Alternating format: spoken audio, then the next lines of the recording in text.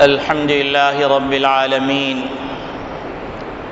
والصلاة والسلام على أشرف الأنبياء والمرسلين وخاتم النبيين محمد وعلى آله وصحبه ومن تبعهم بإحسان ودعا بدعوتهم إلى يوم الدين.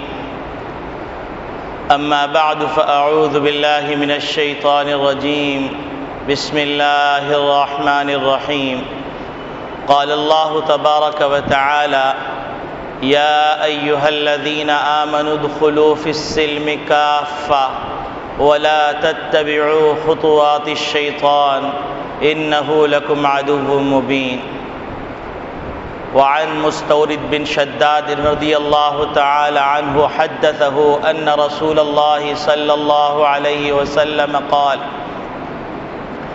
من أكل أكلة برجل مسلم فإن الله يطعمه مثلها من جهنم، ومن كسى ثوبا برجل مسلم فإن الله يكسوه مثله من جهنم، ومن قام برجل مسلم مقام سمعة ورياء فإن الله يقوم به مقام سمعة ورياء يوم القيامة.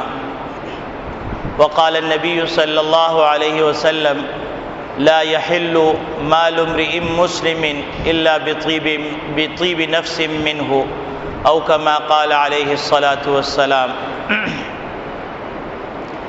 میرے محترم بزرگوں، عزیز دوستو، دینی اسلامی بھائیوں، اللہ رب العالمین نے ہم کو نبی کریم صلی اللہ علیہ وسلم کے ذریعے سے جو دین عطا فرمایا وہ ایک مکمل ضابط حیات ہے،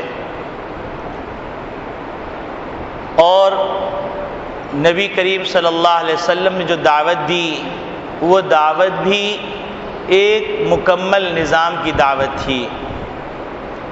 ایسا نہیں تھا کہ نبی کریم صلی اللہ علیہ وسلم نے اس بات کی صرف دعوت دی ہو کہ تم عبادات اس طرح کر لو، بلکہ نبی کریم صلی اللہ علیہ وسلم نے پوری زندگی کو متوجہ کیا تھا، اور پوری دنیا کے اندر جو انسان بستے ہیں ان تمام انسانوں کو خطاب کیا تھا، اور نبی کریم صلی اللہ علیہ وسلم نے ان سب کو ایک مکمل دین پر آنے کی دعوت دی تھی. یہی وجہ ہے کہ نبی کریم صلی اللہ علیہ وسلم نے یہ بھی فرمایا: انی رسول اللہ الیکم جمیعا، کہ میں تم سب کے لیے پیغمبر بنا کے بھیجا گیا. اور اگر نبی کریم صلی اللہ علیہ وسلم کی دعوت چند رسموں کے مجموعے کا نام ہوتی اور چند دھندلی عبادات کو پورا کرنے کے لیے ہوتی تو پھر نبی کریم صلی اللہ علیہ وسلم کی اتنی شدید مخالفت نہ ہوتی، کیونکہ نبی کریم صلی اللہ علیہ وسلم کو لوگ صادق مانتے تھے، نبی کریم صلی اللہ علیہ وسلم کو لوگ امین مانتے تھے، نبی کریم صلی اللہ علیہ وسلم کے پاس امانتیں رکھوایا کرتے تھے، نبی کریم صلی اللہ علیہ وسلم سے اپنے مسائل میں تصفیہ طلب کیا کرتے تھے، اور نبی کریم صلی اللہ علیہ وسلم کے خاندان کو معزز خاندان میں شمار کیا کرتے تھے. ان کے لیے کیا مشکل تھا کہ نبی کریم صلی اللہ علیہ وسلم کو نبی مان لیتے اور اس کے بعد بات ختم ہو جاتی. لیکن غور کرنے سے یہ بات سامنے آتی ہے کہ نبی کریم صلی اللہ علیہ وسلم کو صادق ماننے کے باوجود، امین ماننے کے باوجود، اپنے مسائل کے تصفیہ طلب مسائل کے اندر تصفیہ کا نمائندہ اور امیر مقرر کرنے کے باوجود، نبی کریم صلی اللہ علیہ وسلم کے ایک بات یا ایھا الناس قولوا لا الہ الا اللہ تفلحوا ان کے لیے ماننا مشکل ہو رہا تھا. وہ نبی کریم صلی اللہ علیہ وسلم کے لیے مختلف قسم کے روڑے اٹکاتے، نبی کریم صلی اللہ علیہ وسلم کے راستے کو روکتے، نبی کریم صلی اللہ علیہ وسلم کو طرح طرح کی اذیتیں دیتے، اور صرف یہی نہیں کہ پرائے بلکہ اپنے چچا اور اپنے عزیز رشتہ دار وہ نبی کریم صلی اللہ علیہ وسلم کو تکالیف دیا کرتے. اور پھر نبی کریم صلی اللہ علیہ وسلم کو ہجرت پہ مجبور کیا گیا. نبی کریم صلی اللہ علیہ وسلم مدینہ تشریف لے آئے. مدینہ تشریف لانے کے باوجود ان لوگوں نے اطمینان اور سکون سے بیٹھنے نہیں دیا. کبھی بدر میں لڑنے کو آ رہے ہیں، کبھی احد کا معرکہ سر کرنا چاہ رہے ہیں، کبھی غزوہ خندق کی صورت میں مجادلہ ہو رہا ہے، کبھی حنین میں لڑنے آ رہے ہیں، کبھی اوطاس میں لڑنے آ رہے ہیں، کبھی مختلف قسم کے معاہدات کر کے نبی کریم صلی اللہ علیہ وسلم کے راستے کو روکنا چاہتے ہیں. یہ تمام صورتحال جب ہم سیرت کی کتابوں میں دیکھتے ہیں تو اندازہ یہ ہوتا ہے کہ نبی کریم صلی اللہ علیہ وسلم کوئی چند رسموں کا مجموعہ پیش کرنے نہیں آئے تھے، بلکہ نبی کریم صلی اللہ علیہ وسلم پورے نظام حیات کو خطاب کر رہے تھے. اور نبی کریم صلی اللہ علیہ وسلم پوری انسانیت کو ایک لڑی میں پرو دینا چاہتے تھے. اور نبی کریم صلی اللہ علیہ وسلم عبادات بھی لے کے آئے تھے، نبی کریم صلی اللہ علیہ وسلم عقائد بھی لے کے آئے تھے، نبی کریم صلی اللہ علیہ وسلم معاملات بھی لے کے آئے تھے، نبی کریم صلی اللہ علیہ وسلم معاشرت بھی لے کے آئے تھے، نبی کریم صلی اللہ علیہ وسلم اخلاق بھی لے کے آئے تھے. لیکن جن لوگوں نے نبی کریم صلی اللہ علیہ وسلم کی پوری دعوت کو قبول کیا تو اللہ رب العالمین نے ان کو پستیوں سے اتنی بلندیوں کے اوپر پہنچا دیا کہ اس بلندی کا تصور نہ پہلے کیا جا سکتا تھا نہ اب کیا جا سکتا ہے. آپ اندازہ فرمائیے کہ نبی کریم صلی اللہ علیہ وسلم کی بعثت سے پہلے پورے معاشرے کا حال ایک دوسرے کے خون کے پیاسے، معمولی بات پر ایک دوسرے کے خون کر دینا، معمولی بات پر لڑنا اور اس لڑائی کو اتنا طول دینا کہ نسل در نسل وہ لڑائی چلتی رہے. اور اس پورے علاقے کے لوگوں کو اس زمانے کے super power Roman empire, Persian empire بھی ان کو آزاد چھوڑ دینا چاہتے تھے. اور یہ کہا کرتے تھے کہ یہ جنگلی لوگ ہیں، اجڑ لوگ ہیں، یہ آپس میں ہی لڑ کے لڑتے رہیں، نہ یہاں پر کوئی کلچر ہے، نہ یہاں پر کوئی ثقافت ہے، نہ یہاں کوئی تمدن ہے، اور نہ ہی یہاں پر کوئی ایسی چیزیں ہیں جن بنیادوں پر ہم ان کے اوپر حکمرانی کریں. لیکن آپ دیکھیے کہ نبی کریم صلی اللہ علیہ وسلم نے جو دعوت دی اور دعوت دینے کے بعد ایک معاشرہ تیار کیا، ایک نظام تیار کیا، نبی کریم صلی اللہ علیہ وسلم نے ایک قوم تیار کی، تو دنیا نے دیکھا کہ وہ پھر روم کے دروازوں پہ پہنچ کے ان کو للکار رہے تھے اور پرشین امپائر کو للکار رہے تھے. اور صرف یہی نہیں کہ وہ ڈھکوسلے تھے، بلکہ انہوں نے دنیا کو بتلایا کہ اس زمانے کا ماڈرن کلچر نبی کریم صلی اللہ علیہ وسلم کے لائے ہوئے تمدن سے متاثر ہوا، اور نبی کریم صلی اللہ علیہ وسلم کے نظام حکومت کو اپلائی کیا، اور نبی کریم صلی اللہ علیہ وسلم کے نظام زندگی کو اختیار کیا، نبی کریم صلی اللہ علیہ وسلم کے معاملات کو اختیار کیا. اور پھر دنیا نے دیکھا کہ 1000 سال تک انسانوں کی رہنمائی کی، اور انسانوں نے ان لوگوں کی نقالی کرنے کے لیے اپنے آپ کو وقف کر دیا، ان کی نقالی کو باعث افتخار سمجھا.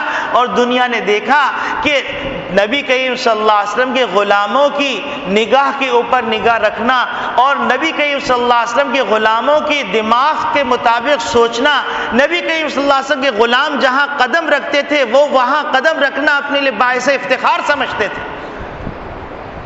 یہ اتنا بڑا انقلاب آ گیا. اور یہ سب کیوں ہوا؟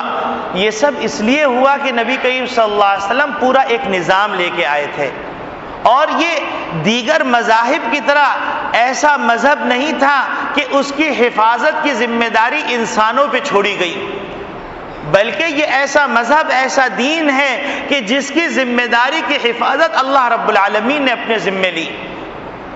یہی وجہ ہے کہ 1000 سال نہیں 1500 سال گزرنے کے باوجود قرآن اسی طرح محفوظ ہے، احادیث اسی طرح محفوظ ہیں، حتیٰ کہ قرآن اور حدیث کی جو تشریحات ہیں وہ بھی اسی طرح محفوظ ہیں. اور کوئی آدمی اگر اس میں غدغن کرنا چاہتا ہے تو ادنا غلام کھڑے ہو کے اس کے ہاتھ کو روک لیتا ہے اور کہتا ہے کہ محمد صلی اللہ علیہ وسلم نے جن کے اوپر یہ آیت نازل ہوئی اس کی ایسی تشریح نہیں فرمائی. تو میرے عزیز دوستو بھائیوں، جب مسلمانوں نے نبی کریم صلی اللہ علیہ وسلم کی پوری دعوت کو قبول کیا اور اپنی پوری زندگی کا حصہ بنایا تو وہ پستیوں سے بلندیوں کے قابل ہو گئے. اور ہم نے نبی کریم صلی اللہ علیہ وسلم کی دعوت کو قبول کیا صرف لفظوں کے اندر، اور ہم یہ سمجھنے لگے کہ ہم مسلمان خاندان میں پیدا ہو گئے لہٰذا بس کافی ہے. ہم مسلمان اپنے بچوں کا نام اسلامی رکھ لیتے ہیں، بس کافی ہے. اور زیادہ آگے بڑھتے ہیں تو کبھی عید کی نماز پڑھ لیتے ہیں، اور تھوڑی سی ہمت ہوتی ہے تو بقرعید کی نماز بھی پڑھ لیتے ہیں، اور تھوڑی سی ہمت ہوتی ہے تو جمعے کو نماز کے لیے آ جاتے ہیں.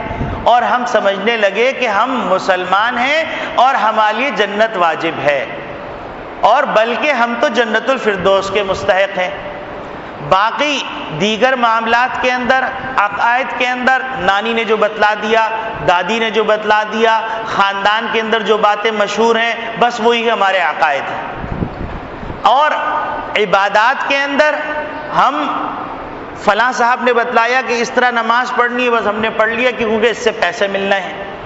فلاں صاحب نے کہا اتنی دیگیں قربان کر دینی ہے تو اس کے نتیجے میں آپ کو فلاں دولت مل جائے گی، ہم نے کہا بہت اچھا. عبادات کے اندر ہمارا معاملہ ایسا، اور بعض دفعہ تو عبادات میں معاملہ ایسا کہ رکوع کر رہے ہیں، رکوع صحیح نہیں ہوا کہ کھڑے ہو گئے، کھڑے صحیح نہیں ہوئے سجدے میں چلے گئے، سجدے سے صحیح اٹھے نہیں دوبارہ سجدے میں چلے گئے. یعنی نماز بھی بوجھ سمجھ کے پڑھ رہے ہیں، اور اگر نماز بوجھ سمجھ کے نہیں پڑھ رہے تو پابندی نہیں ہے کہ جمعے کو پڑھ لی اور پھر نیت کر لی کہ ہم نماز کا اہتمام کریں گے، اور نیت کرنے کے بعد اب جب نماز کا وقت آیا جمعے کی نماز کے بعد عصر کا، تو شیطان نے کہا یار کل سے شروع کرنا، ابھی تو پتہ نہیں تمہارے کپڑے صاف ہیں یا نہیں ہیں، تم پتہ نہیں کیسے صاف ستھرے ہو نہیں ہو، کل ذرا اچھے کپڑے پہننا، غسل کرنا، اور پھر توبہ کرنا اپنی زندگی سے، اور پھر نماز شروع کرنا. اور یہ تو اصول ہے کہ جو بات کل پہ ٹل گئی تو وہ کل کبھی نہیں آتی. اور اگر نماز پڑھنا شروع بھی کر لیا تو ڈنڈی والی نماز ہے، مثلا ظہر پڑھ لی، اب چھٹی ہو گئی، اب کل ظہر پڑھیں گے، یا ظہر پڑھ لی، عصر پڑھ لی، مغرب عشاء کی چھٹی ہو گئی، فجر کی چھٹی ہو گئی. یہ ہمارا عبادات کے اندر حال ہے. پھر معاملات کے اندر تو ہم معاملات کو دین کا حصہ سمجھتے ہی نہیں. ہم یہ سمجھتے ہیں کہ بھائی انسان تاجر ہے تو تجارت تو میرا اپنا پیسہ میں جس طرح کروں. یہ بالکل وہی فلسفہ ہے جب شعیب علیہ السلام نے اپنی قوم کو دعوت دی، اور اپنی قوم کو دعوت دینے کے بعد شعیب علیہ السلام نے کہا کہ دیکھو تم ناپ تول میں کمی نہ کرو، تم جو ہے جھوٹا دکھا کے کچھ اور نہ بیچو، کچھ کہہ کے کچھ اور چیز نہ دو. تو ان لوگوں نے فوراً اعتراض کیا تھا کہ اصلاتک تأمرک ان نعبد، کہ کیا ہمارے آبا و اجداد جس طرح عبادت کرتے تھے اس طرح عبادت کرنا ہم چھوڑ دیں؟ تمہاری نماز اس بات کا حکم دیتی ہے. اور ساتھ ساتھ کیا کہا، او ان نفعل فی اموالنا ما نشاء، ہمارا مال ہے، ہم اس مال میں جو چاہیں جس طرح چاہیں کریں. تم کون ہوتے ہو؟ تمہاری نماز کون ہوتی ہے؟ تمہارا خدا کون ہوتا ہے کہ جو ہمارے پرائیویٹ زندگی کے اندر دخل اندازی کرے؟ پیسہ ہمارا ہے، تجارت ہماری ہے، ہم چاہے کالے کو سفید کہہ کے بیچے، سفید کو کالا کہہ کے بیچے، کلو کو 1 کلو دیں یا 3 پاؤ دیں. تم کون ہوتے ہو بولنے والے؟ تو قوم شعیب نے یہ حرکت کی تو اللہ رب العالمین نے ان کے اوپر عذاب نازل کر دیا اور پوری قوم کو تباہ کر دیا اس گناہ کی سزا میں، اس گناہ کے پاداش کے اندر. تو ہم معاملات کے اندر ایسے ہو گئے، اور معاملات کو ہم کہتے ہیں یہ ہمارا پرائیویٹ معاملہ ہے، ہمارا نجی معاملہ ہے، اور اس نجی معاملے کے اندر کسی مولوی کو دخل اندازی کرنے کی ضرورت نہیں ہے، کسی علامہ کو دخل اندازی کرنے کی ضرورت نہیں ہے. تو ہمارا پیسہ ہم نے محنت سے کمایا، ہم چاہے سٹا کھیلیں، ہم جوا کھیلیں، ہم پیسے کو بڑھانے کے لیے چاہے کوئی بھی تدبیر کر لیں، چاہے ہم سود پہ کام کریں، چاہے ہم رشوت لیں، ہمیں کون روکنے والا ہے؟ یہ تو ہمارا پرسنل معاملہ ہے، ہم تو آزاد و خود مختار ہیں. کیونکہ ہمارے دماغ کے اندر یہ بات نہیں ہے کہ دین تمام چیزوں کو متوجہ کرتا ہے، تمام انسان کی جزیات کو خطاب کرتا ہے. تو اس وجہ سے ہم معاملات کے اندر اپنے آپ کو آزاد سمجھتے ہیں. اسی طریقے سے معاشرتی زندگی کے اندر ہم معاشرتی زندگی میں بھی اپنے آپ کو آزاد سمجھتے ہیں. کہ ہم کسی سے اچھا کہیں چاہے کسی سے برا کہیں، کسی سے سچ بولیں کسی سے جھوٹ بولیں، چاہے ہم حسن معاشرت کریں نہ کریں، جنت تو ہماری ہے، کیونکہ ہمارا نام عبداللہ ہے، کیونکہ ہمارا نام عبد الرحمن ہے، کیونکہ ہمارا نام عبد القدوس ہے، ہم مسلمان گھرانے میں پیدا ہوئے ہیں، لہذا جنت تو ہمارے لیے ہے، معاشرت کے سلسلے میں ہمیں فکر کرنے کی کیا ضرورت؟ حتیٰ کہ اتنی کمزوری آ گئی کہ جو لوگ تہجد گزار بھی ہیں، وظائف بھی پڑھتے ہیں، ان کے معاملات، ان کی معاشرت بھی خطرناک ہو گئی، اور وہ سمجھتے ہی نہیں کہ یہ دین کا معاملہ ہے، اس پہ بھی پکڑ ہوگی، اس پہ بھی گرفت ہوگی، اس پہ بھی جہنم کے فیصلے ہوں گے۔ اب آپ سوچئے ایک موقع پہ نبی کریم صلی اللہ علیہ وسلم نے معاشرتی معاملات کتنے حساس ہیں کہ نبی کریم صلی اللہ علیہ وسلم نے ایک موقع پر ان کے سامنے جب تذکرہ ہوا کہ ایک عورت ہے جو نمازیں بہت پڑھتی ہے، بہت اچھے کام کرتی ہے، لیکن زبان کی بڑی بری ہے، اپنے پڑوسیوں کو تکلیف دیتی ہے، اذیت دیتی ہے، اور یوں سمجھیے کہ جیسے روٹی کا نوالا توڑ کے دے دیتی ہے، لو ٹھوسو۔ اور اس کے مقابلے میں دوسری عورت ہے جو فرائض واجبات ادا کرتی ہے لیکن نوافل زیادہ نہیں پڑھتی، لیکن اس کے اخلاق بڑے اچھے ہیں، اس کی معاشرتی زندگی بڑی اچھی ہے۔ تو ایک روایت میں آتا ہے کہ نبی کریم صلی اللہ علیہ وسلم نے فرمایا پہلی عورت جہنمی ہے اور دوسری عورت جنت میں جائے گی۔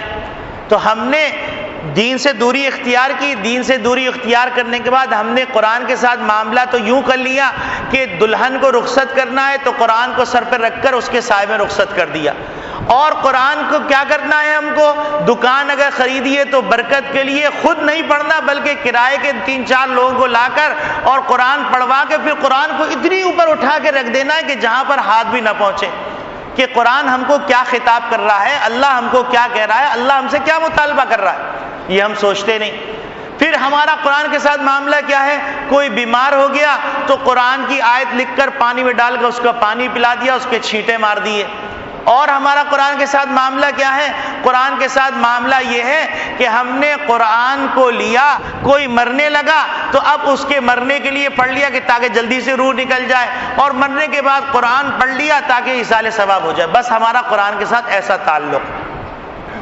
حتیٰ کہ قرآن کے ساتھ تو بعض علاقوں میں عجیب حال کر دیا گیا، جیسے ہندوؤں کے ہاں ہوتا ہے کہ مندر میں جا کے گھنٹی بجا دی جاتی ہے منت پوری کرنے کے لیے یا عبادت کا تصور ظاہر کرنے کے لیے، تو ہم نے قرآن کے ساتھ بھی بعض علاقوں میں ایسا معاملہ کر لیا کہ ایک جھولا بنا دیا، اور اس جھولے کے اندر قرآن کریم کو جزدان میں، بڑے خوبصورت جزدان میں لپیٹ کے رکھ دیا۔ آدمی آتے ہیں، عورتیں آتی ہیں مسجد کے اندر، اس جھولے کے اندر قرآن کو ذرا سا ہلا دیا جاتا ہے، اور یہ سمجھتے کہ یہ ہم نے بہت عظیم عبادت کر دی۔ ہمارے اپنے ملک پاکستان کے اندر ہو رہا ہے قرآن کے ساتھ ہمارا یہ برتاؤ۔ تو جب قرآن کے ساتھ ہمارا یہ برتاؤ ہے تو ظاہر سی بات ہے معاملات اور معاشرت تو دور کی بات ہے، ہم اس کو اہم سمجھتے ہی نہیں۔ ہم سمجھتے ہیں کہ ہم بڑی بڑی تسبیحات پڑھ لیں گے، لمبی لمبی نوافل پڑھ لیں گے، چاہے ہم اپنے بیوی کے حق ادا کریں یا نہ کریں، ہم اپنے بھائیوں کے حقوق ادا کریں یا نہ کریں، ہم اپنے والدین کے حقوق ادا کریں یا نہ کریں، اپنے رشتہ داروں کے حقوق ادا کریں کہ نہ کریں، پڑوسیوں کے حقوق ادا کریں کہ نہ کریں، ایک صف میں بیٹھنے والوں کے حقوق ادا کریں یا نہ کریں۔ اب آپ سوچئے کہ مسجد میں تو نبی کریم صلی اللہ علیہ وسلم نے فرمایا کہ بازار جیسی آوازیں نہیں آنی چاہیے، اب مسجد کے اندر بھی صفوں پہ لڑائی ہو رہی ہے، تم یہاں کیوں بیٹھے، میں یہاں پر بیٹھا، یہاں سے اٹھ جاؤ، تم انسان نہیں ہو، یہ مسجد میں ہو رہا ہے۔ اور پھر یہ بھی ہو رہا ہے مسجد کے اندر قرآن کریم، اللہ معاف فرمائے ہم کسی کی نیت پر جو ہے بدگمانی نہیں کرتے، لیکن ایسا بھی ہے کہ قرآن کریم خاص طور سے ایسے موقع پہ پڑھا جا رہا ہے کہ جس موقع پہ پڑھنا نہیں چاہیے، لیکن قرآن شریف پڑھا جا رہا ہے تاکہ لوگ کہیں بڑے قرآن سے شغف رکھتے ہیں، حالانکہ زندگی سے قرآن کا کوئی تعلق ہی نہیں۔ اور پھر قرآن کے ساتھ ایسا برتاؤ کہ جو ہم اپنے 2 کوڑی کے پیسوں کے خاطر بھی وہ برتاؤ پیسوں کے ساتھ نہیں کرتے، کہ قرآن پڑھا اور پھر ضرورت پیش آئی تو جوتوں کے ڈبے کے اوپر رومال رکھا اور قرآن رکھ دیا، اور سمجھ رہے ہیں کہ ہم نے بہت اچھا کام کر لیا، بہت ادب کر لیا۔ ارے جوتے کے ڈبے پہ کبھی خود بھی تو بیٹھ کے دیکھو، ارے میں کیسے بیٹھوں گا، میں اتنا بڑا آدمی اور میں جوتے کے ڈبے پہ بیٹھ جاؤں؟ تو یہ بتلاؤ کہ پورے کائنات کا جو خالق ہے اس کے کلام کو جوتے کے ڈبے پہ کیسے رکھ سکتے ہو؟ پورے کائنات کے خالق کے کلام کو تم زمین پہ کیسے رکھ سکتے ہو؟ تم اس کو اپنا تکیہ کیسے بنا سکتے ہو؟ ایسے بے ادب بھی پیدا ہو گئے۔ وہ یہ کہتے ہیں کہ قرآن تو لوح محفوظ کے اندر، یہ تو اوراق ہیں، لہذا اس کو انگلش کی بک کی طرح بغل میں دبائے چلے جا رہے ہیں، اسی سے ہوا جھل رہے ہیں، پنکھا جل رہے ہیں، اسی سے قرآن کریم کو اٹھا کر عجیب عجیب معاملات کر رہے ہیں، لیٹے ہیں جیسے کوئی اخبار پڑھ رہے ہیں، لیٹ کے قرآن شریف پڑھ رہے ہیں۔ بھائی کچھ ادب بھی تو ہوتا ہے، کوئی انسانیت بھی تو ہوتی ہے۔ کیا اپنے والد کے سامنے تم پاؤں پھیلا کے لیٹ سکتے ہو؟ کیا کسی بزرگ کے سامنے تم اس طرح کر سکتے ہو؟ بزرگ کے سامنے جو قبر کے اندر ہے تم الٹے قدموں واپس آ رہے ہو۔ لیکن قرآن کے ساتھ ایسا برتاؤ ہے کہ قرآن کو ایسے پڑھ لو جیسے انگلش کی بک ہے۔ جب ساری دنیا کے اندر تم فالتو پرزاس بنا دیے گئے، یعنی ریٹائر ہو گئے، اب ریٹائر ہونے کے بعد کوئی بیوی بھی گھاس نہیں ڈال رہی، بچے بھی گھاس نہیں ڈال رہے، آفس میں بھی کوئی گھاس نہیں ڈال رہا، بیچارہ ایک مظلوم قرآن ہو گیا کہ اس مظلوم قرآن کو ڈکشنری رکھ کے سمجھا جا رہا ہے۔ اب آپ بتلائیے، ڈکشنری رکھ کے قرآن کو سمجھنا اتنا آسان معاملہ ہوتا تو اللہ میاں عرب کے تمام لوگوں کے اوپر قرآن نازل کر دیتے اور فرما دیتے کہ دیکھو اللہ کے بندو، قرآن کریم ہم نے بیت اللہ کی چھت پہ اتار دیا ہے، تم لوگ عربی جانتے ہو، بڑی زبردست عربی ہے، تم ادیب ہو اور تم فصیح بلیغ ہو، لہذا جاؤ جا کے قرآن کریم اٹھاؤ اور پڑھو اور سمجھو۔ لیکن اللہ میاں نے قرآن کریم کو واسطوں سے اتارا، جبریل امین سے محمد صلی اللہ علیہ وسلم، محمد صلی اللہ علیہ وسلم سے پھر صحابہ، اور پھر جو آیت اتری ہے تو نبی کریم صلی اللہ علیہ وسلم نے اس آیت کی حقیقت اور تشریح بھی بیان کی۔ اب اگر ڈکشنری سے قرآن سمجھنا ممکن ہوتا تو میں ایک لفظ بتلاتا ہوں، جیسے مثال کے طور پر صلاۃ، نماز۔ اب یہ صلاۃ، اس کے معنی دعا کے بھی آتے ہیں، اس کے معنی رحمت کے بھی آتے ہیں، اس کے معنی اپنے سرین کو ہلانے کے بھی آتے ہیں۔ اب آپ بتلائیے کہ صلاۃ کا معنی ڈکشنری سے آپ حل کرنے جائیں گے تو آپ نماز کا معنی کیا لیں گے؟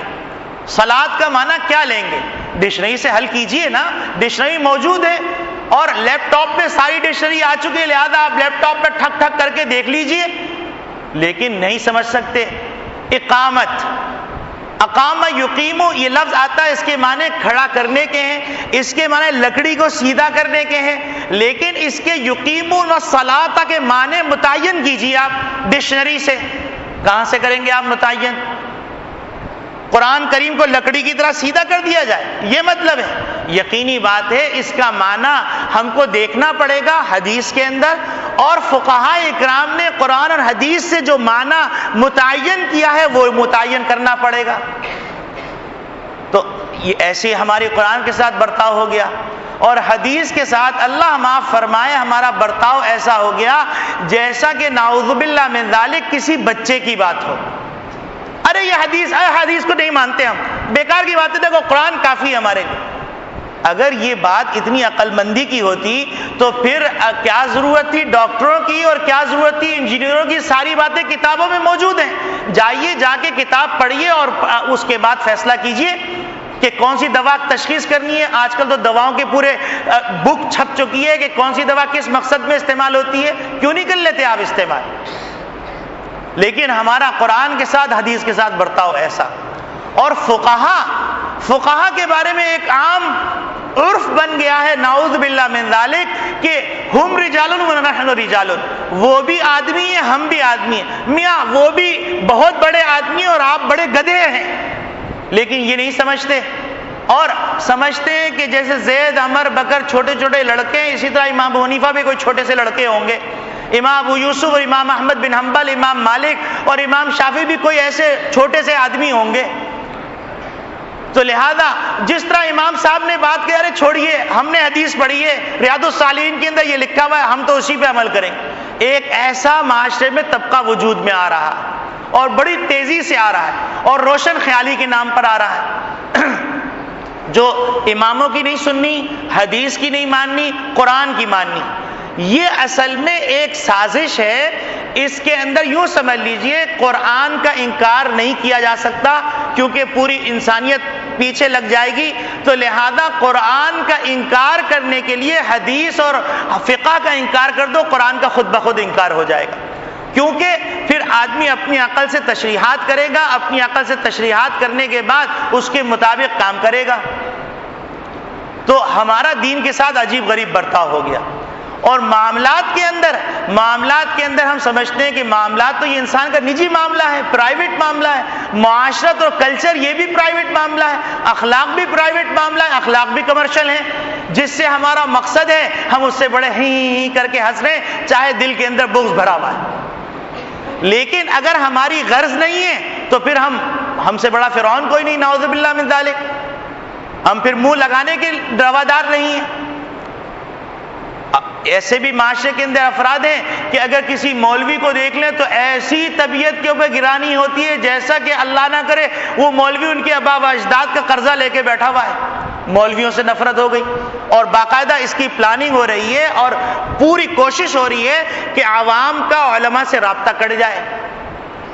اور عوام کو یہ باور کرایا جا رہا ہے کہ میاں مولویوں نے ٹھیکہ تھوڑی لیا ہے، تم کو عقل نہیں ہے، تم اتنا بڑا کاروبار چلا رہے ہو، تم اتنی بڑی چیزوں کا فیصلہ کر رہے ہو، تم دولت مند ہو، تمہیں کس نے بیوقوف بنا دیا کہ مولویوں کے پاس جاؤ؟ وہ 2 کوڑی کا مولوی جو 2000 روپے کا تمہارا ملازم ہے اس کی بات سنو.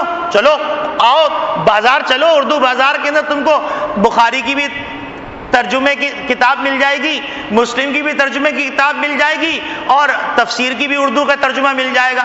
تم اس کو پڑھو اور فیصلے کرو. یہ در حقیقت اسلام سے دور کرنے کی ایک سازش ہے.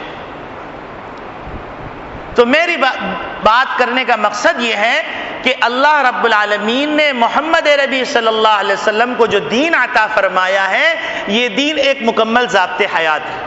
اس کے اندر یہ نہیں ہو سکتا کہ آپ عقائد تو اپنی نانی دادی والے لے لیجئے، عبادات کے اندر کسی پیر صاحب کو فالو کر لیجئے، معاملات معاشرت اور اخلاق کے اندر اپنے آپ کو آزاد چھوڑ دیجئے یا کمرشل اختیار کر لیجئے.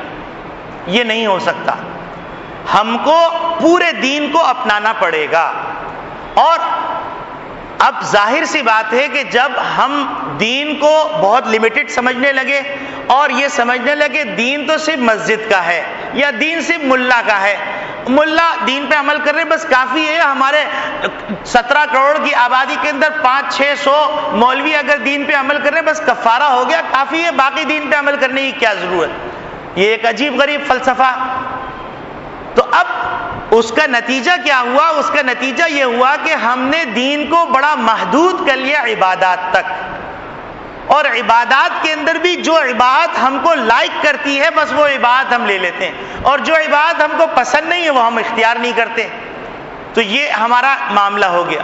میں نے آپ کے سامنے جو حدیث پڑھی، اس حدیث کے اندر نبی کریم صلی اللہ علیہ وسلم نے ایک بہت عجیب غریب معاشرتی مسئلے کی طرف نشاندہی فرمائی. اور یہ ساری تمہید باندھی اس لیے گئی تاکہ معلوم ہو، اندازہ ہو کہ نبی کریم صلی اللہ علیہ وسلم جو دین لے کے آئے ہیں یہ دین انسان کے کتنے اہم معاملات کو حل کرتا ہے، اور اس دین کو چھوڑ دینے کے نتیجے کے اندر ہم کتنی پریشانیوں میں مبتلا ہو جاتے ہیں. اب میں نے آپ کے سامنے جو حدیث پڑھی، اس حدیث کے راوی ہیں مستورد بن شداد رضی اللہ تعالیٰ عنہ. وہ فرماتے ہیں کہ نبی کریم صلی اللہ علیہ وسلم نے ارشاد فرمایا، من اکل برجل مسلم اکلۃ فإن اللہ یطعمہ مثلها من جہنم. کہ جو آدمی اپنی روزگار کا ذریعہ بناتا ہے کسی انسان کی تذلیل کر کے اور ایک لقمہ کھاتا ہے تو اللہ رب العالمین اس کے اس عمل کے بدلے میں جہنم کے انگارے اس کو کھلائیں گے قیامت کے روز. اب یہ لفظ بہت چھوٹا سا ہے لیکن اس کی تشریح اگر ہم کرنے جائیں تو بہت سے وائٹ کالر کرائم جو ہے نا وہ گندے نظر آنے لگیں گے. جیسے آج ہمارے معاشرے کے بہت سارے کرائم ہیں. بعض کرائم ہیں جو بڑے بیہودہ ہیں جن کو ہم کرائم سمجھتے ہیں، جرائم سمجھتے ہیں، لیکن بعض جرائم ایسے ہیں جو وائٹ کالر ہیں جس کو ہم کہتے ہیں مہذب کرائم. وہ کیسے؟ مثال کے طور پر آپ اگر دیکھیں تو ہمارے معاشرے کے اندر ایسے جرائم ہیں اور ان جرائم کو ہم جرائم نہیں سمجھتے، کیونکہ ہم یہ سمجھتے ہیں کہ یہ انسان کا پرائیویٹ معاملہ ہے، اس میں انسان آزاد خود مختار ہے، اللہ میاں اس میں کیا کہیں گے، رسول اللہ صلی اللہ علیہ وسلم اس میں کیا کہیں گے، یہ تو انسان کی اپنا ٹیلنٹ ہے، اس کو کہا جاتا ہے ٹیلنٹ۔ اب وہ کیا ہے؟ مثال کے طور پر آج کل ایک شعبہ کام کر رہا ہے، وہ ہے ذرائع ابلاغ کا شعبہ، نشر و اشاعت کا شعبہ، پبلسٹی کا شعبہ۔ اس پبلسٹی کے شعبے کے اندر آپ دیکھیں گے بہت سارے ایسے گناہ داخل ہو گئے ہیں کہ جو اس حدیث کی روح سے حرام ہے، اور اس حدیث کی روح سے ان شعبے کے اندر کام کرنے والے انگارے کھلائے جائیں گے ان کو قیامت کے دن۔ وہ کیا؟ مثال کے طور پر بلیک میل کرنا، کہ ایک خبر تلاش کی، خبر تلاش کرنے کے بعد فون کیا، فون کرنے کے بعد کہا میاں آپ کے ہاں یہ چیز موجود ہے اور یہ چیز موجود ہے، اس کی تمام تفصیلات اور فوٹوز ہمارے پاس آ چکے ہیں، اب اگر آپ اتنے پیسے دے دیتے ہیں تو ٹھیک ہے، ورنہ پھر آپ یہ سمجھ لیے کل کے اخبار میں یا کل کے ٹی وی کے اندر، کل کی خبر کے اندر یہ نشر ہو جائے گا اور آپ کی بنی بنائی عزت کو بٹا لگ جائے گا۔ تو وہ آدمی ڈر کے مارے کہتا اچھا سنیے جناب آپ رکے، پریشان نہ ہوئیے، آپ میٹنگ کا ٹائم رکھ لیجئے۔ وہ آدمی جو آپ کو ٹائم نہیں دے سکتا، عزت کے خوف سے وہ آپ کو ٹائم دیتا ہے، پھر آپ نیگوسیشن کرتے ہیں اور آپ کہتے ہیں کہ میاں ہم کو آپ 5 کروڑ دے دیجئے، آپ کا اتنا بڑا جرم ہے، اور مارکیٹ کے اندر چلا گیا تو پھر آپ کی کمپنی تو بیٹھ جائے گی۔ وہ کہتا ہے کہ بھائی خدا کے واسطے ذرا کچھ کم کر لیجئے۔ نہیں میاں آپ اتنے دیتے ہو ٹھیک ہے، ورنہ کل خبر چھپ رہی۔ وہ ڈر کے مارے وہ آپ سے ایک بات طے کرتا ہے، اماؤنٹ دیتا ہے، آپ اس کو دبا دیتے ہیں۔ تو معلوم یہ ہوا کہ آپ حق کا پرچار نہیں کرنا چاہتے، بلکہ اس حدیث کی روح سے من اکلا اکلتن برجل مسلم، کہ کسی مسلمان بھائی کو بدنام کر کے ایک لقمہ کسی نے کھایا، فإن اللہ یطعمہ مثلہا من جہنم، تو اللہ رب العالمین قیامت کے روز اس کو جہنم کے انگارے کھلائیں گے، اور ہم اس کو گناہ ہی نہیں سمجھتے۔ ہم یہ کہتے ہیں ٹیلنٹ ہے، ہم سمجھتے ہیں یہ سائنس اور ٹیکنالوجی کی ترقی۔ اسی طریقے سے اس حدیث کے اندر یہ بات بھی داخل ہے کہ اب کہیں الیکشن ہو رہا ہے تو آپ دوسرے کو بدنام کر کے آپ اپنی سیٹ پکی کرنا چاہتے ہیں، آپ یہ کہتے ہیں فلاں صاحب ایسے، فلاں صاحب ایسے، ان کا پورا چٹا بٹا خاندانی بے عزتیاں کر کے آپ کہتے ہیں میں آپ کا بھائی معزز شریف، آپ کا بہی خواہ، آپ کا ہمدرد، آپ کے لیے صبح شام حاضر، آپ مجھے ووٹ دیجئے نا۔ اب آپ نے ووٹ دے دیا، پھر حضرت صاحب کو تلاش کرنے کے لیے اگلے الیکشن کا انتظار فرمائیے۔ تو یہ بتلائیے کیا یہ اس حدیث کے اندر یہ معاشرتی برائی داخل نہیں ہے؟ نبی کریم صلی اللہ علیہ وسلم فرما رہے ہیں من اکل برجل مسلم اکلتن، ایک لقمہ کسی مسلمان کو ذلیل کر کے کھایا، فإن اللہ یطعمہ مثلہا من جہنم، اللہ رب العالمین کل قیامت کے روز اس کو اتنے بقدر انگارے کھلائیں گے۔ اسی طریقے سے نبی کریم صلی اللہ علیہ وسلم کو دیکھیے، نبی کریم صلی اللہ علیہ وسلم فرماتے ہیں من کسا ثوبا برجل مسلم، کسی آدمی کو ذلیل کر کے، مسلمان کو ذلیل کر کے پیسے کمائے، پیسے کمانے کے بعد اس سے کپڑے بنائے، تو کل قیامت کے روز اللہ رب العالمین جہنم کے انگاروں کا لباس پہنائیں گے۔ اب اس کے اندر یہ بات بھی داخل ہے رشوت لے کر۔ آپ دیکھیے کیا ہو رہا ہے کہ فلاں اصول پاس کر دیا گیا، اب اصول پاس کیا گیا لیکن وہ اصول اس لیے پاس نہیں کیا گیا کہ اس اصول کی بنیاد پر امن قائم کرنا ہے، بلکہ اصول اس لیے پاس کیا گیا کہ رشوت کا ایک دروازہ اور کھل جائے گا اور اس کے ذریعے سے رشوت لینا آسان ہو جائے گا۔ اور ایسے ایسے کلاز ہیں کہ ان کلاز کو آپ نے ایک چیز کلیئر کر دی دوسری چیز میں پھنسا دیا، دوسری چیز کلیئر کر دی تیسری چیز میں پھنسا دیا، تیسری چیز کلیئر کر گئی چوتھی چیز میں پھنسا دیا۔ اس کے مقابلے کے اندر آپ نے کہا میاں مانگو کیا مانگتے ہو تم؟ تو انہوں نے کہا کہ دیکھو میں یہ کروں گا، یہ پورا کام کروں گا اور میں یہ دیتا ہوں تم کو۔ انہوں نے کہا ٹھیک ہے جناب، آپ کی تمام چیزیں کلیئر ہیں۔ آپ بالکل فرشتہ صفت ہیں، معاشرے کے بالکل وائٹ کالر آدمی ہیں، معزز آدمی ہیں. آپ جائیے، جو چیز چاہیے، جتنا زیادہ ایکسٹرا زمین کو گھیرنا ہے آپ گھیر لیجئے، جتنا ایکسٹرا بنانا ہے بنا لیجئے، جتنے فلور اوپر چڑھانے چڑھا لیجئے، جتنی آپ کو بجلی چاہیے چوری کی وہ بھی ہم سے لے لیجئے، اور گیس کی لائنیں چاہیے وہ بھی لے لیجئے. چاہے گٹر لائن آپ جو ہے 6 انچ کی جگہ پر 1 انچ کی ڈال دیجئے، بعد میں بھگتیں گے جو رہنے آئیں گے. تو اب آپ بتلائیے کہ یہ اس کے اندر کیا داخل نہیں ہے؟ اور ہم سمجھتے ہیں کہ یہ معاشرتی مسئلہ ہے، معاملات کا مسئلہ، اس میں اسلام کیا کہتا ہے. لیکن اگر یہ بات سمجھ میں آ جائے گی تو پھر کیا ہوگا؟ جیسا کہ نبی کریم صلی اللہ علیہ وسلم مدینہ کے والی ہیں، گورنر ہیں، پورے اسلامی ریاست کے سربراہ ہیں، وہ بازار میں تشریف لے جا رہے ہیں. بازار میں تشریف لے جانے کے بعد ایک صاحب کو دیکھا کہ ان کے پاس گندم کی ڈھیری لگی ہوئی ہے. نبی کریم صلی اللہ علیہ وسلم نے گندم کی ڈھیری کے اندر ہاتھ ڈالا اور نکالا تو اس میں کچھ نیچے جو گندم تھی وہ گیلی تھی اور اوپر جو گندم تھی سوکھی تھی. نبی کریم صلی اللہ علیہ وسلم نے ناگواری کا اظہار فرمایا من غشنا فلیس منا، کہ جو دھوکہ دیتا ہے مسلمانوں کو وہ ہم میں سے نہیں. اب آپ دیکھیے، جھوٹی کساد بازاری اور اچھی چیز باہر بھیج دی، گندی چیز اوپر اچھی چیز رکھ کر پیٹی تیار کر لی اور مہنگے داموں ملک کے لوگوں کو دے دی. اور سمجھ رہے ہیں حاجی صاحب ہیں، بھائی ہم تو ہر سال حج کرنے جا رہے ہیں، آپ کو پتہ ہے، اور ہم عمرہ بھی کرتے ہیں رمضان کے اندر.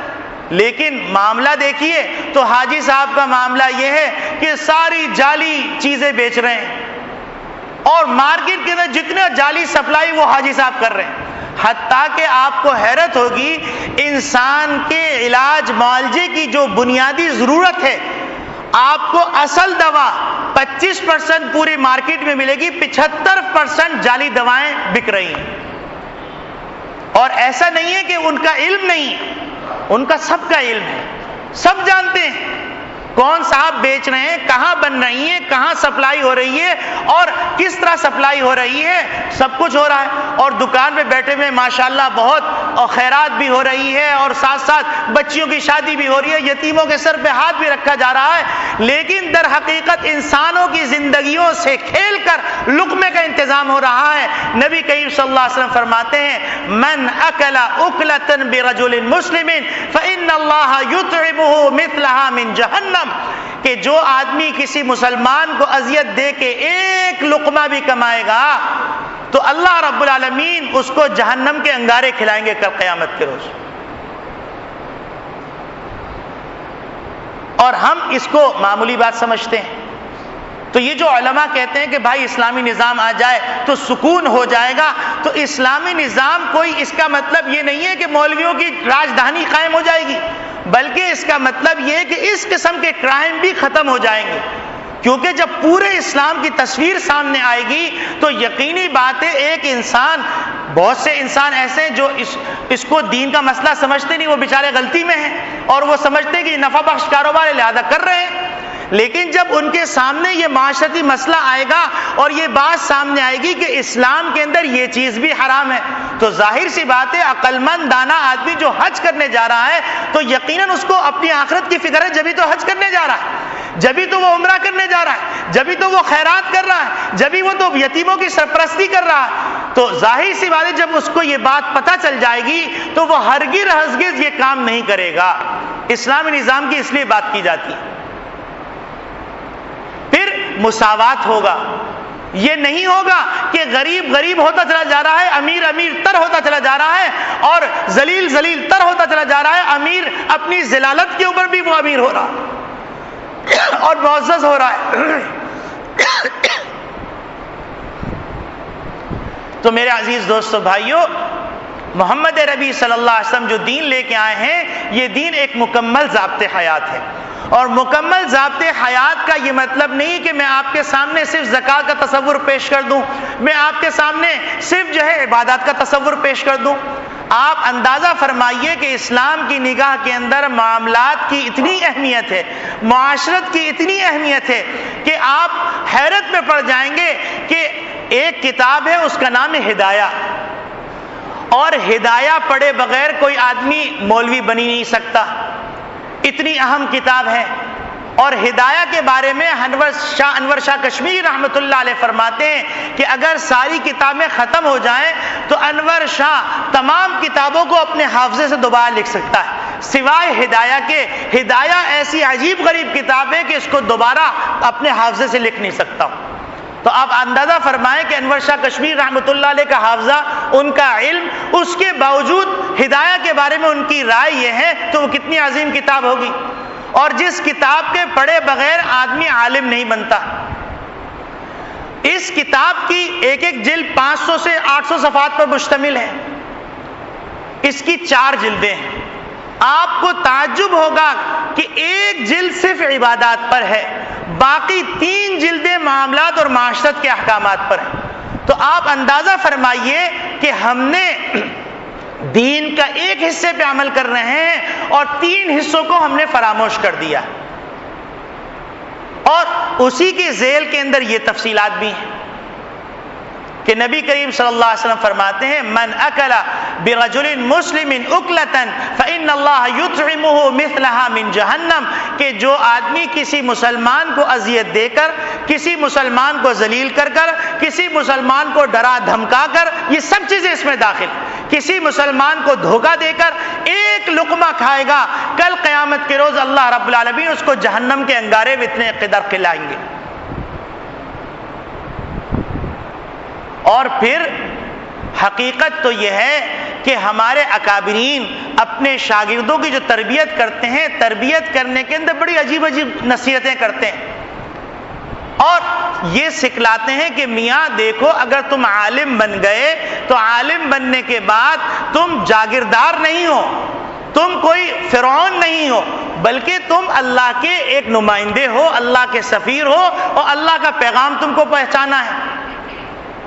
اور یہی وجہ ہے کہ ہمارے اکابرین اتنے محتاط. ایک موقع پر حضرت مولانا اشرفی تھانوی رحمۃ اللہ علیہ فرماتے ہیں کہ ان کے استاد ایک دکان میں گئے، دکان میں جانے کے بعد انہوں نے ایک چیز کا سودا کیا، قیمت طے ہو گئی، پیسے ادا کرنے کے لیے جب کاؤنٹر پہ گئے یا مالک کے پاس گئے تو اتنے میں کوئی جاننے والے صاحب آ گئے اور انہوں نے کہا یہ تم جانتے نہیں، یہ بڑے مولوی صاحب ہیں، ان سے کم پیسے لینا.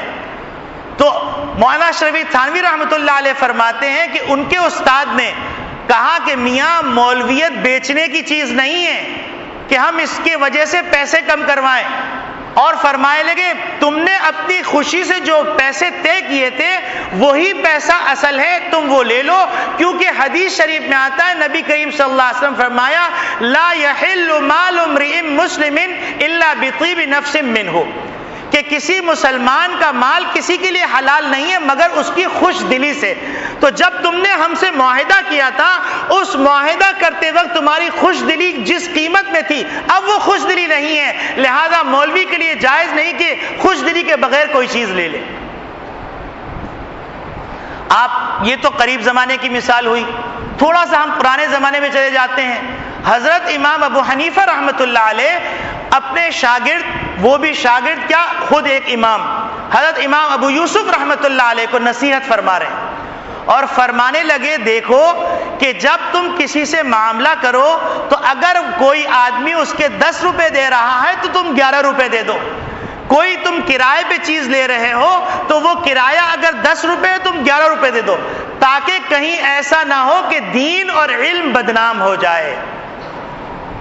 تو میرے عزیز دوستو بھائیو، یہ علماء کی جو تربیت ہوتی ہے یہ قرآن کی اس عظیم ماحول میں ہوتی ہے، اور مدارس کے اندر جو علماء تیار کیے جاتے ہیں یہ ایسے بڑا سرمایہ ہے، اتنا بڑا سرمایہ ہے کہ بہت سے عذاب اس کی وجہ سے رکے ہوئے ہیں. تو میرے عزیز دوستو بھائیو، قرآن کا بھی احترام کیجئے اور حدیث کا بھی احترام کیجئے، فقہ کا بھی احترام کیجئے، سیرت کی کتابوں کا بھی احترام کیجئے، مسئلے مسائل کی کتابوں کا بھی احترام کیجئے، اور اس کے ساتھ ساتھ ان کے لیے جن لوگوں نے زندگیاں وقف کی ہیں ان لوگوں کا بھی احترام کیجئے. یہ کوئی معمولی کتابیں نہیں ہیں، اللہ کا کلام یعنی شہنشاہ کا کلام. آپ مجھے بتلائیے کوئی بہت بڑا اسکالر اور تھنکر ہو، اس کی کتاب کیا عام آدمی سمجھ لے گا؟ افلاطون کی کتاب کوئی عام آدمی سمجھے گا؟ فیثاغورس کی بات کوئی عام آدمی سمجھے گا؟ کیا کوئی اور بڑا فلسفی اور تھنکر ہے اس کی بات کوئی عام آدمی سمجھے گا؟ یقیناً جو ان چیزوں کے اندر پی ایچ ڈی کرتے ہیں ان کا ایک مقام بلند ہوتا ہے. جب ان کا مقام بلند ہوتا ہے، ان کو قدر کی نگاہ سے دیکھا جاتا ہے، تو جو شہنشاہ کا کلام سمجھتا ہے اور شہنشاہ کا پیغمبر کا کلام سمجھتا ہے وہ کیا معمولی لوگ ہوں گے؟ تو میرے عزیز دوستو بھائیو، پوری باتوں کا لب لباب اور خلاصہ یہ ہے، وہ یہ کہ اسلام چند رسموں کا نام نہیں ہے، یہ دماغ سے نکال لیا جائے. اور دوسری بات یہ کہ اسلام عبادات کا نام بھی نہیں. اسلام نام ہے 5 بنیادوں کا. عقائد نانی دادی والے نہیں، بلکہ عقائد حضور صلی اللہ علیہ وسلم نے جیسے فرمائے، عبادات جیسے نبی کریم صلی اللہ علیہ وسلم نے کی، معاملات جیسے نبی کریم صلی اللہ علیہ وسلم نے کرا اور فرمایا، معاشرت جیسے نبی کریم صلی اللہ علیہ وسلم نے اختیار کی، اخلاق جیسے نبی کریم صلی اللہ علیہ وسلم کے تھے. ان تمام شعبوں کا نام دین ہے. اور تیسری بات، اس دین کے حاملین کی قدر کیجئے، ان کو اپنا محسن سمجھیے، ان کو تحقیر کی نگاہ سے مت دیکھیے. آپ بتلائیے، آپ کوئی بچہ اگر شرارت کر رہا ہے تو اگر وہ بچہ کسی اور کا ہوتا، شرارت کرتا، تو کہا جاتا بچہ ہے. اب یہ بچہ مدرسے میں مکتب میں پڑھ رہا ہے تو لہذا یہ شیطان. سارے مولویوں کے بچے ایسے ہی ہوتے، سارے مولوی ایسے ہی ہوتے ہیں، سارے طالب علم ایسے ہوتے ہیں. یہ تحقیر کے کلمات کے نا ایمان کے سلب ہونے کا خطرہ ہے، کیونکہ یہ اللہ کے نمائندے ہیں، اللہ کے علوم کو پڑھ رہے ہیں، نبی کریم صلی اللہ علیہ وسلم کے علوم کو پڑھ رہے ہیں. یہ ٹوٹی پھوٹی درسگاہوں کو حقیر مت سمجھیے، ان مدارس کو حقیر مت سمجھیے، ان ٹوپی لگائے ہوئے بچوں کو حقیر مت سمجھیے، اس قرآن کو حقیر مت سمجھیے، اس دین کو حقیر مت سمجھیے، اور اس دین کو صرف رسم و رواج کے مجموعہ مت سمجھیے. یہ ایک مکمل ضابطۂ حیات ہے. اس مکمل ضابطۂ حیات کو سیکھیے. اور اگر آپ مقتدر ہیں، آپ اچھے حلقے سے وابستہ ہیں، تو میں تو یہاں تک کہتا ہوں اس اعلیٰ تعلیم کے لیے آپ جس طرح اعلیٰ تعلیم کے لیے امریکہ، آکسفورڈ بھیجتے ہیں، دیگر جگہ بھیجتے ہیں، آپ اپنے بچوں کو اس اعلیٰ تعلیم کے لیے بھیجیے. تو جب اعلیٰ خاندان کے اعلیٰ تعلیم حاصل کرنے والے بچے ہوں گے تو اس کا حسن اور کھلے گا اور بات سمجھ میں آئے گی.